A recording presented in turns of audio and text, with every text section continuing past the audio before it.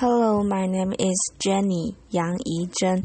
My student number is S0441035, and the title of the speech is Jiang, what I learned from 100 days of rejection.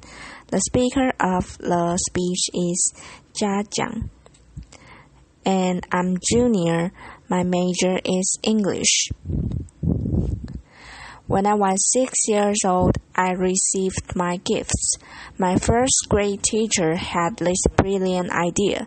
She wanted us to experience receiving gifts, but also learning the virtue of complimenting each other.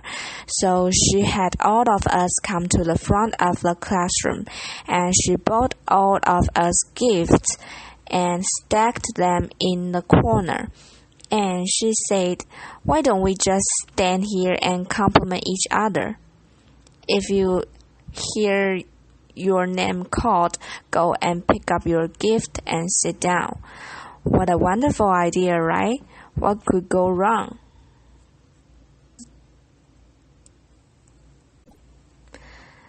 Laughter. No one. Okay, why don't you go get your gift and sit down? So behave next year. Someone might say something nice about you. Laughter. Well, as I'm describing this you probably know I remember this really well. Laughter. But I don't know who felt worse that day. Was it me or the teacher? She must have realized that she turned a team building event into public roast for 3 6-year-olds. And without the humor, when you see people get roasted on TV, it was funny. There was nothing funny about that day. So that was one version of me. And I would die to avoid being in the situation again, to get rejected in public again. That's one version. Then fast forward 8 years, Bill Gates came to my hometown, Beijing, China, to speak, and I saw his message. I fell in love with that guy. I thought, wow, I know what I want to do now. That night, I wrote a letter to my family telling them, by age 25, I will build the biggest company in the world, and the company will buy Microsoft. Laughter. I totally embraced this idea of conquering the world. Domination, right? And I didn't make this up. I did write that letter, and here it is.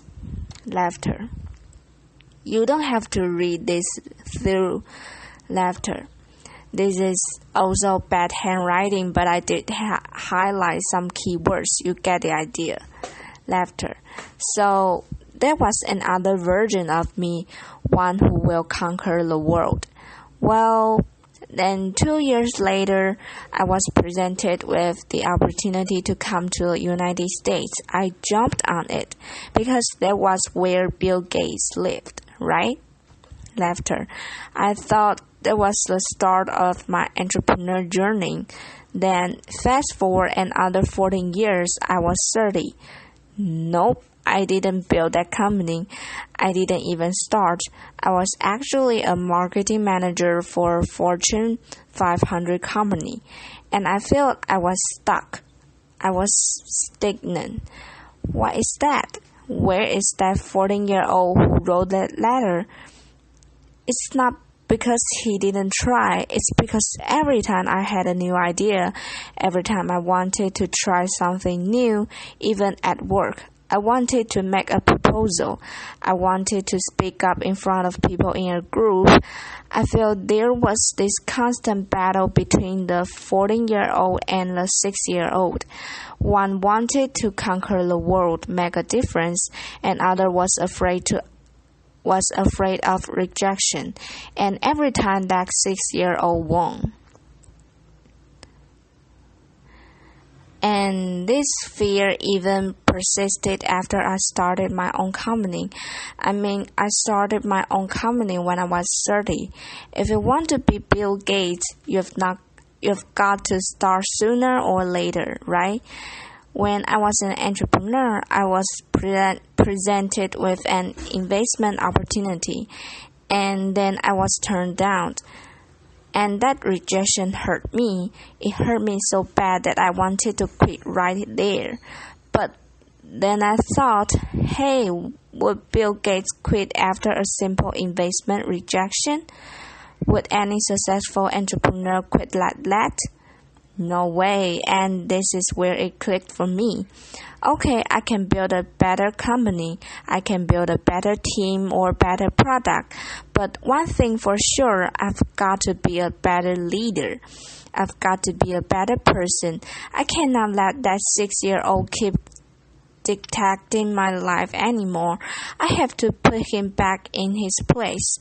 So this is where I went online and looked for help. Google was my friend. Laughter.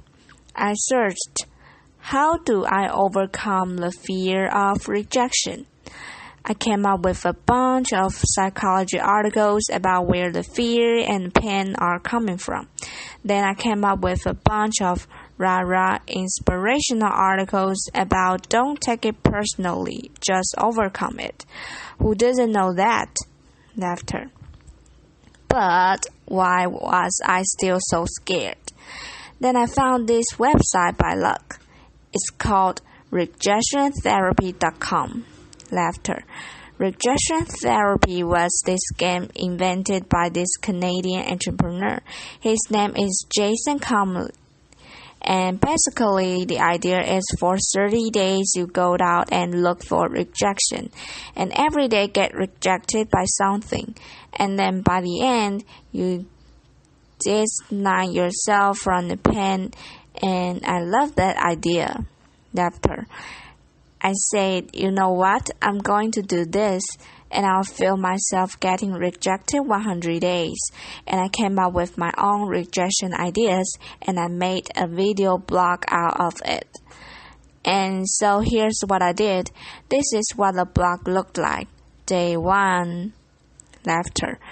Borrow $100 from a stranger.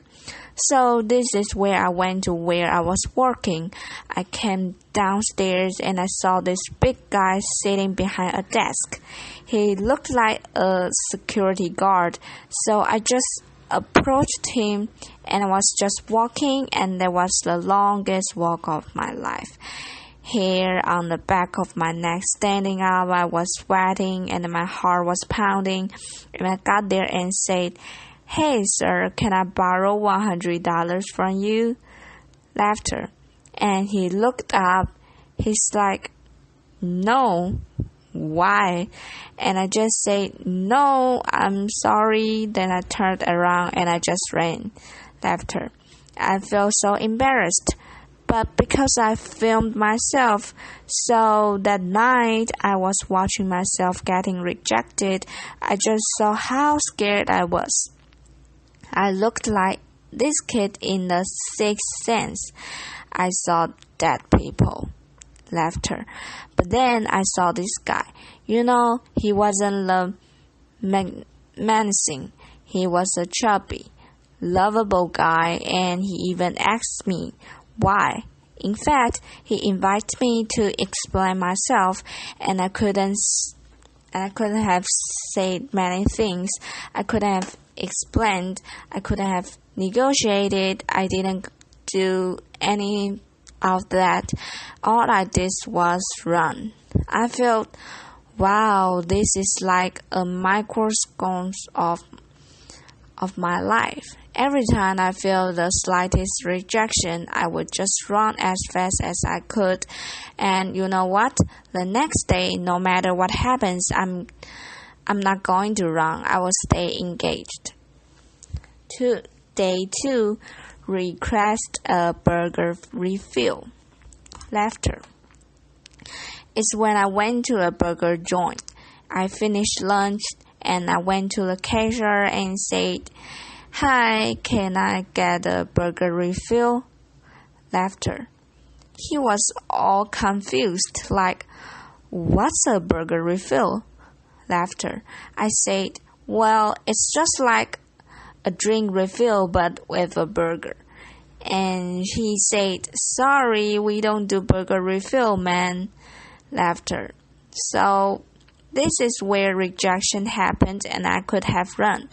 But I stayed. I said, "Well, I love your burgers, I love your joint, and if you guys do a burger refill, I will love you guys more." Laughter. And he said, "Well, okay, I will tell my manager about it, and maybe we'll do it. But sorry, we can't do this today." Then I left. And by the way, I don't think they've ever done burger refill. Laughter. I think they are still there, but the life and death feeling I was feeling the first time was no longer there. Just because I stayed engaged. Because I didn't run, I said, "Wow, great, I'm already learning things, great." And then day 3, getting Olympic donuts. This is where my life was turned upside down. I went to a Krispy Kreme. It's a donut shop in mainly southeastern part of the United States. I'm sure they have some here too. And I went in, I said, "Can you make me donuts that look like Olympic symbols?" Basically, you interlink 5 donuts together. I mean, there's no way they could say yes, right? The donut maker took me so seriously. Laughter.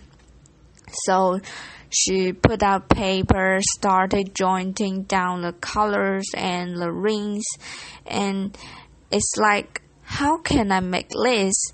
And then 15 minutes later, she came out with a box and that looked like Olympic rings. And I was so touched. I just couldn't believe it. And that video got over 5 million views on YouTube. The world couldn't believe that either. Laughter. You know, because of that, I was in newspapers, in talk shows, in everything, and I became famous. A lot of people started writing emails to me and saying, "What you are doing is awesome." But you know, fame and notoriety did not do anything to me. What I really wanted to do was learn and change myself. So I turned the rest of my 100 days of rejection into this playground, into this research project. I wanted to see what I could learn. And then I learned a lot of things. I discovered so many secrets. For example, I found if I just don't run, if I got rejected, I could actually turn a no into a yes. And the magic word is why. So one day I went to a stranger's house. I had this flower in my hand, knocked on the door and said, "Hey, can I plant this flower in your backyard?" Laughter. And he said, "No," but before he could leave, I said, "Hey, can I know why?" And he said, Well, I have this dog that would dig up anything I put in the backyard. I don't want to waste your flower. If you want to do this, go across that street and walk to Connie. She loves flowers." So that's what I did. I did across and knocked on Connie's door, and she was so happy to see me. Laughter. And then half an hour later, there was this flower in Connie's backyard. I'm sure it looks better now. Laughter. But had I left after the initial rejection, I wouldn't thought, well, it's because the guy didn't trust me. It's because I was crazy, because I didn't dress up well, I didn't look good. It was none of those. It was because what I offered did not fit what he wanted. And he trusted me enough to offer me a referral. Using a sales term, I coveted a referral. Then one day, I also learned that I can actually say certain things and maximum my chance to get a yes. So, for example, one day I went to a Starbucks and asked the manager, "Hey, can I be a Starbucks greeter?" He was like, "What's a Starbucks greeter?" I said, "Do you know those Walmart greeters? You know those people who say hi to you before you walk in the door." You walk into the store and make sure you don't steal stuff, basically. I want to give a Walmart experience to Starbucks customers. Laughter. Well, I'm not sure that's a good thing, actually. Actually, I'm pretty sure it's a bad thing. And he was like, "Oh, yeah, this is how he looked. His name is Eric." And he was like, "I'm not sure. This is how he was hearing me." Not sure. Then I asked him, "Is that weird?" He's like, "Yeah, it's really weird, man." But as soon as he said that, his whole demeanor changed. It's as if he's putting all the dough on the floor. And he said, "Well, you can do this. Just don't get too weird." Laughter. So for the next hour, I was the Starbucks greeter. I said hi to every customer that walked in and gave them holiday cheers. By the way, I don't know what your career trajectory is. Don't be a greeter. Laughter. It was really boring. But then I found I could do this because I mentioned, "Is that weird?" I mentioned the doubt that he was having. And because I mentioned, "Is that weird?" that means I wasn't weird. That means I was actually thinking just like him, seeing this as a weird thing. And again, I learned that if I mention some doubt people might have before I ask the question, I gained their trust. People were more likely to say yes to me. And then I learned I could fulfill my life dream by asking. You know, I came from 4 generations of teachers, and my grandma has always told me, "Hey, Ja, you can do anything you want, but it'd be great if you became a teacher." Laughter. But I wanted to be an entrepreneur, so I didn't. But it has always been my dream to actually teach something. So I said, what if I just ask and teach a college class? I lived in Austin at the time, so I went to University of Texas at Austin, and then knocked on professor's door and say, "Can I teach your class?" I didn't get anywhere the first couple of times because I didn't run, I kept doing it, and on the third try, the professor was very impressed. He was like, no one has done this before, and I came in prepared with my PowerPoints and my lesson. He said, "Wow, I can use this. Why don't you come back in 2 months? I will fit you in my curriculum." And 2 months later, I was teaching a class. This is me. You probably can't see. This is a bad picture. You know, sometimes you get rejected by lighting, you know. Laughter. But wow, when I finished teaching that class, I walked out crying because I thought I could fulfill my life dream just by simply asking.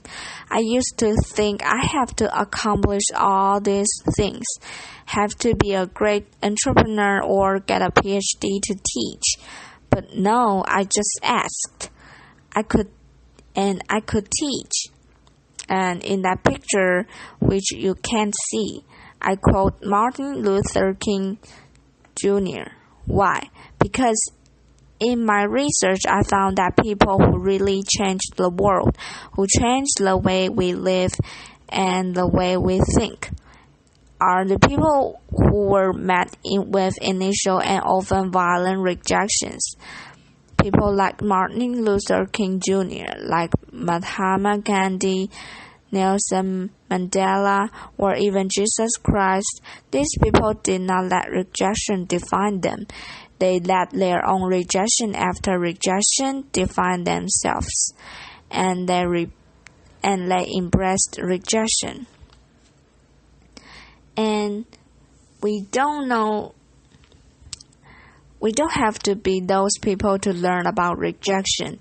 And in my case, rejection was my curse, was my boogeyman. It has bothered me my whole life because I was running away from it. Then I started embracing it. I turned that into the biggest gift in my life. I started teaching people how to turn rejections into opportunities. I used my blog, I used my talk, I used my book I just published. And I'm even building technology to help people overcome their fear of rejection. When you get rejected in life, when you are facing the next obstacle or next failure, consider the possibilities. Don't run. If you just embrace them, they might become your gift as well. Thank you. Applause.